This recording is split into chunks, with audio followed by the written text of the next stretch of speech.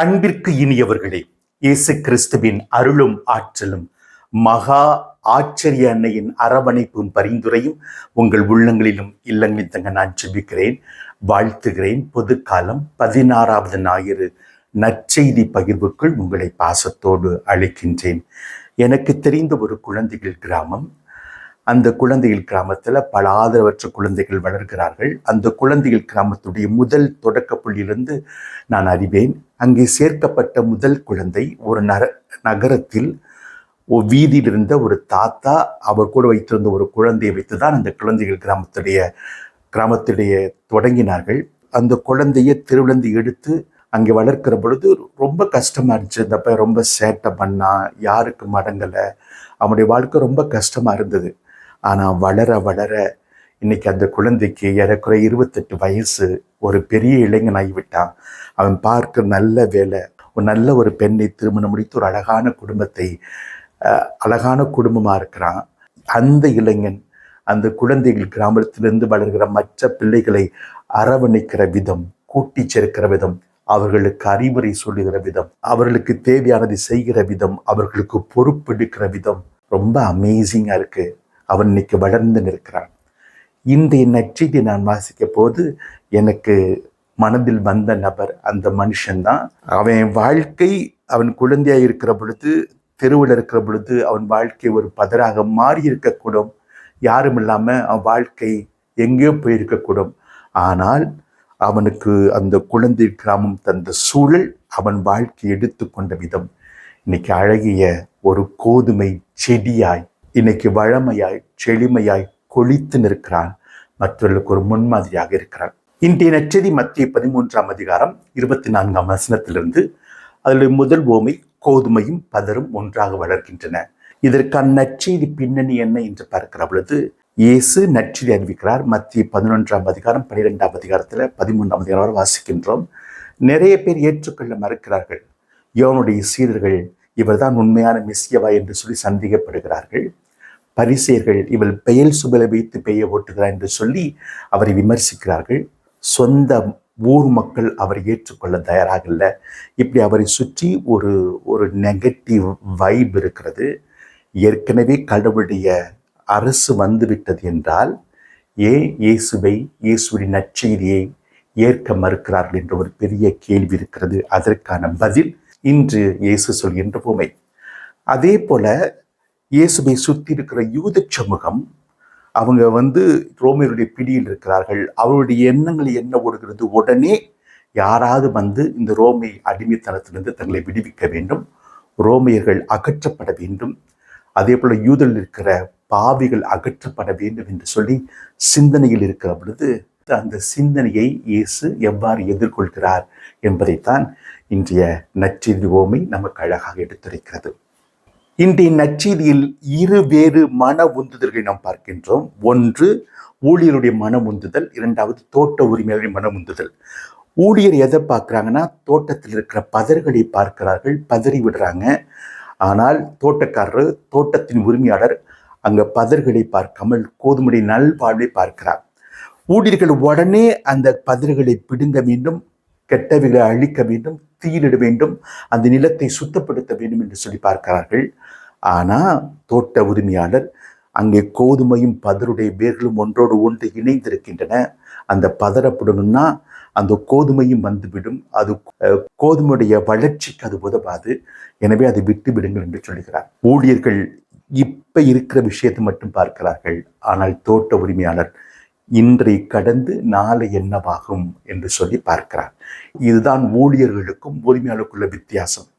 4ஆம் நூற்றாண்டு வடக்கு ஆப்பிரிக்காவை சார்ந்த ஆயர் டொனாட்டஸ் மேக்னஸ் என்று அழைக்கப்படுகிற ஒரு ஆயர், அவர் என்ன செஞ்சார்னா, நம்முடைய கத்தோலிக்க திருச்சபையில நல்லவங்க மட்டும்தான் இருக்கணும் என்று சொல்லிவிட்டு, நம்ம திருச்சபை போல இன்னொரு திருச்சபை நாம் உருவாக்க வேண்டும், யாரெல்லாம் இங்கே பாவம் செய்கிறார்களோ அந்த திருச்சபைக்கு போகட்டும், ஆனால் நம்ம கத்தோலிக்க திருச்சபை நல்ல திருச்சபையாக, நல்லவர்களுக்கு மட்டும், புனிதர்களுக்கு மட்டுமான திருச்சபையாக இருக்க வேண்டும் என்று சொல்லி அவர் தன்னுடைய கருத்தை முன்னிறுத்துகிற பொழுது அதே காலத்தில் வாழ்ந்த புனித அகஸ்தினார் மிக தெளிவாக சொல்லுகிறார்.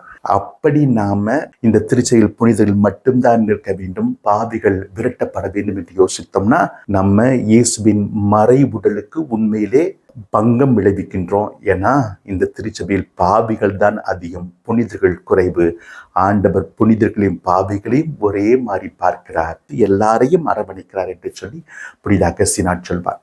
இன்னைக்கு சமூகத்திலும் சரி, திருச்சபையிலும் சரி, நாம் வாழுகின்ற பகுதிகளும் சரி, நாம் வாழுகின்ற குடும்பங்களிலும் சரி, நன்மை தீமை, நல்லது கெட்டது, புனிதம் பாவம், வளமை வறட்சி ரெண்டுமே பக்கத்துல இருக்கும். இதுதான் வாழ்க்கையோட நிதர்சனம். அங்க வெளியே மட்டுமில்ல, நமக்குள்ளுமே நன்மை தீமை இருக்கிறது, நல்லது கெட்டது இருக்கிறது, புனிதம் பாவம் இருக்கிறது.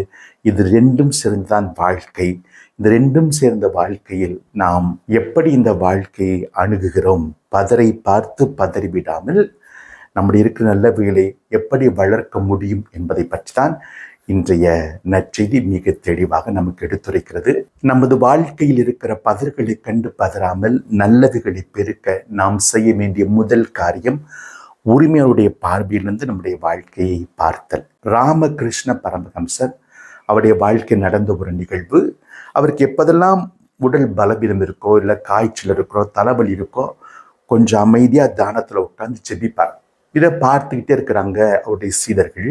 ஆனால் அவர்கிட்ட கேட்குறாங்க, குருவே, எங்களுக்கு ஒரு காய்ச்சல் வந்துச்சுன்னா, உடல் பலவீனம் வந்துச்சுன்னா வைத்தியத்தை போகிறோம், அவர் பச்சையிலேயே கொடுக்குறார், அதை கரைச்சி குடிக்கிறோம், உடல் சுகமாயிருது. ஆனால் நீங்கள் உங்கள் வாழ்க்கைக்கு ஏதாவது பலவீனம் வந்துச்சுன்னா, ஏதாச்சும் காய்ச்சலோ தலைவலி வந்துச்சுன்னா கொஞ்சம் அமைதியாக நீங்கள் ஜபத்தில் உட்காடுறீங்களே, தியானத்தில் உட்காருங்களே, ஏன் அப்படி என்று கேட்கிற பொழுது, ஏன் இப்படி என்று கேட்கிற பொழுது அவர் புன்முறுவல் பொறுத்து கொண்டு அவரிடம் சொன்னார், நீங்கள் மெக்கானிக்கிட்ட போகிறீங்க, நான் மேனுஃபேக்சர்கிட்ட போகிறேன். அதாவது நீங்கள் வைத்தியத்தை போகிறீங்க, ஆனால் நான் என்னை படித்த கடவுள்கிட்ட போகிறேன். அவருக்கு தெரியும் என்னுடைய உடம்புல, என்னுடைய எண்ணங்களில், என்னுடைய உணர்வுகளை எதை சரி செஞ்சால் என்னுடைய உடல் மீண்டும் ஆரோக்கியமாகும் என்று சொல்லி அவருக்கு தெரியும். அவர் அழகாக சரி செய்கிறார் என்று சொல்லி பரமஹம்சர் சொல்வார். அதாவது தன்னுடைய வாழ்க்கையை உரிமையாளர் கடவுளுடைய பார்வையிலிருந்து தன்னுடைய வாழ்க்கையை பார்க்க அவர் கற்றுக்கொண்டார். நம்முடைய வாழ்க்கையில சின்ன துயரங்கள் ஏற்படுகின்ற பொழுது, நம்முடைய குடும்பங்களில் துயரங்கள் பிரச்சனைகள் ஏற்படுகிற பொழுது, நம்மை சுற்றி துயரங்கள் பிரச்சனைகள் ஏற்படுற பொழுது கொஞ்சம் சோர்ந்து போயிடுறோம். என் வாழ்க்கையில் இத்தனை பதர்களா என்று சொல்லி நம்முடைய வாழ்க்கையில் ஒரு அவநம்பிக்கை விளைகின்றது. சாத்தானுடைய டெக்னிக்கே தான் நம்முடைய வாழ்க்கையில் இன்னும் அதிகமாக அவநம்பிக்கையை வளரச் செய்து, இது ஒன்றால் முடியாது என்று நம்மை மட்டம் தட்டுகிறது, சோர்ந்து போகின்றோம். 2 கொரிந்தியர் 7:10 கடவுளுக்கு ஏற்புடைய முறையில் தாங்கி கொள்ளப்படும் மன வருத்தம் மீட்பு தரும் மனமாற்றத்தை விளைவிக்கின்றது. இதில் வருத்தப்படுவதற்கு ஒன்றுமில்லை, ஆனால் உலக போக்கிலான மன வருத்தம் சாவி விளைவிக்கும் என்று சொல்லி. அதாவது நமக்கு இருக்கிற மன வருத்தம், நமக்கு இருக்கிற சோர்வுகள் கடவுள் சார்ந்த மன வருத்தமாக இருக்கிறதா, இது உலகம் சார்ந்த மன வருத்தமாக இருக்கிறதா? இது எப்படி புரிஞ்சுக்கணும்னா, பேதுடைய வாழ்க்கை நடந்ததையும் யூதாஸ் வாழ்க்கை நடந்ததையும் புரிஞ்சுக்கணும்னா இதை புரிஞ்சுக்க முடியும். பேதுரு தன் வாழ்க்கையில் தவறினார், பாவம் இழைத்தால், இறைவனை மறுதளித்தார். ஆனால் அவருக்குள்ள தோன்றியது, நான் இறைவனுடைய அன்பை புறக்கணித்து விட்டனே, நான் ஏன் இப்படி பாவம் செஞ்சேன் என்று சொல்லி மீண்டும் போய் அவர் இயேசுவிடம் இருந்தார். தன்னை மையப்படுத்தாமல் இயேசுவை மையப்படுத்தி அந்த மன வருத்தத்தில் அவர் இருந்தார். அதனால தன்னுடைய வருத்தத்திலிருந்து அவர் மீண்டு வர முடிந்தது. ஆனால் யூதாசு அந்த வருத்தத்தில், அவர் உலக போக்கில் வருத்தத்தை வைத்திருந்தார். அவர் தன்னை மையப்படுத்தினார்.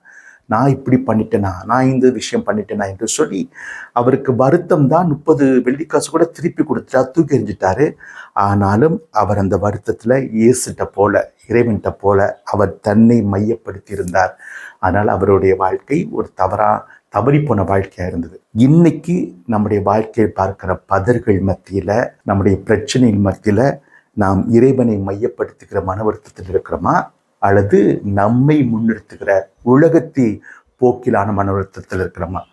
இறைவனுடைய போக்கிலான மன வருத்தத்தில் இருந்தோம்னா நம்ம உரிமையாளர்கிட்ட போகணும், உரிமையாளர் பார்வையில் நம்முடைய வாழ்க்கையை பார்க்க வேண்டும்.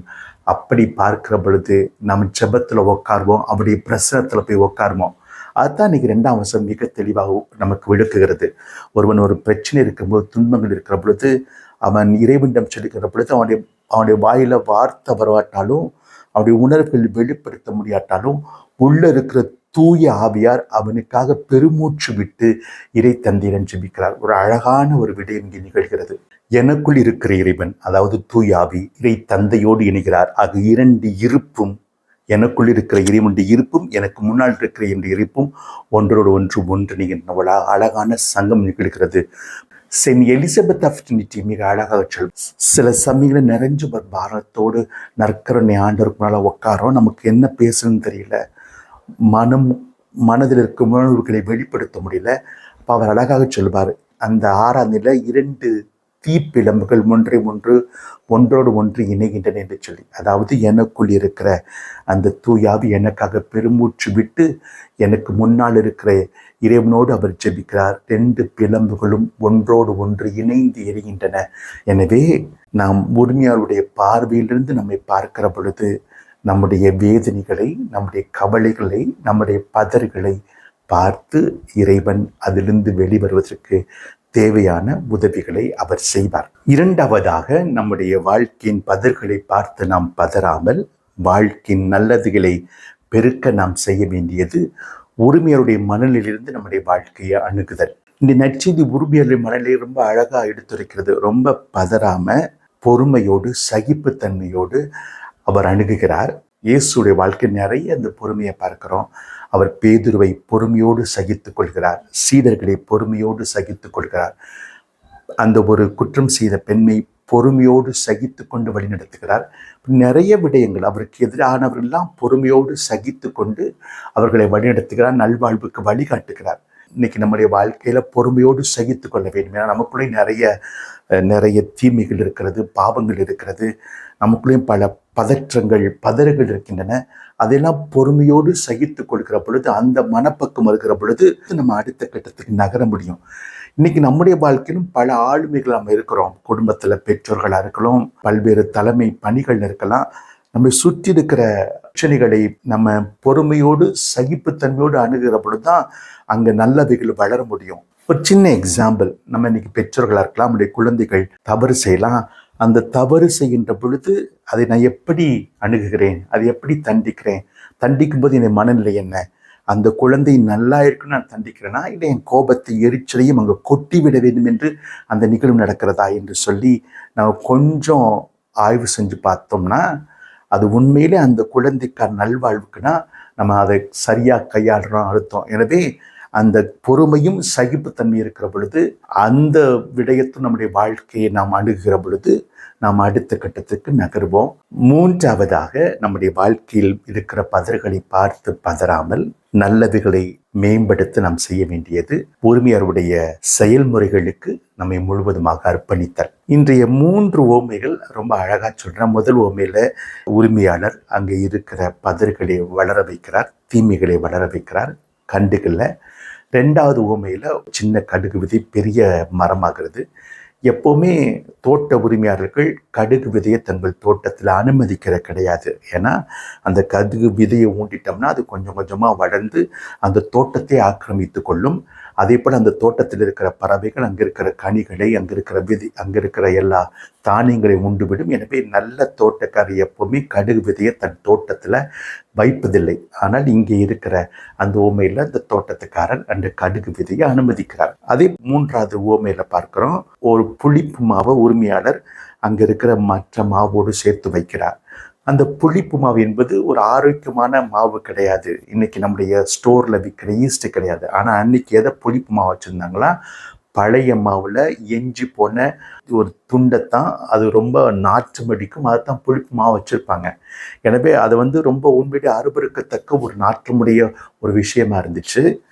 இஸ்ராயல் மக்கள் புளிப்பு மாவை வெறுத்தார்கள். அந்த பாஸ்கா விழாக்கு முன்னால் தன்னுடைய வீட்டில் இருக்கிற எங்காச்சும் புளிப்பு மா இருந்தால் அதை அகற்ற வேண்டும். அது ஒரு சடங்காக செய்தார்கள். ஏன்னா அந்த புளிப்பு மா என்பது ஒழுக்கற்ற சீர்களான வாழ்க்கைக்கு ஒரு அடையாளமாக அன்றி இருந்தது. ஆனால் இன்னைக்கு அந்த வாசகத்தில் வாசிக்கிறோம், அந்த புளிப்பு மாவை அங்கே இருக்கிற எல்லா மாவோடும் சேர்ந்து அந்த புளிப்பு அந்த எல்லா மாவோடும் இணைந்தது. ஆக அந்த 3 விடயங்களிலும் உரிமையாளருடைய ஒரு அணுகுமுறையை பார்க்கிறோம். தீமை மூலமாக நன்மையை விளங்கச் செய்தல். அதே போல் நம்முடைய வாழ்க்கையிலும் நம்ம முழுசாக இறைவன் நம்ம ஒப்பு கொடுக்கிற பொழுது, இறைவன் நம்ம வாழ்க்கையில் தீமைகள் அனுமதித்தாலும் அந்த தீமைகள் மூலமாக நமக்கு நன்மை மட்டுமே விளங்கும். அதை செய்ய வல்லவராக இறைவன் இருக்கிறார். எனவே நம்முடைய வாழ்க்கையில் இருக்கிற பதறுகளை பார்த்து நாம் பயப்படாம நம்முடைய வாழ்க்கையை உரிமையாருடைய பார்வையிலிருந்து பார்க்கிற பொழுது, உரிமையாருடைய மனநிலையிலிருந்து அணுகுகிற பொழுது, உரிமையாருடைய செயல்முறைக்கு நம்மை முழுதும் ஒப்புக் கொடுக்கிற பொழுது, நாமும் நல்ல ஒரு கோதுமைகளாக வளர்ந்து வாழ்வோம், செழிப்போம். இறைவன் நிறைவாக ஆசீர்வதிப்பார். ஆமென்.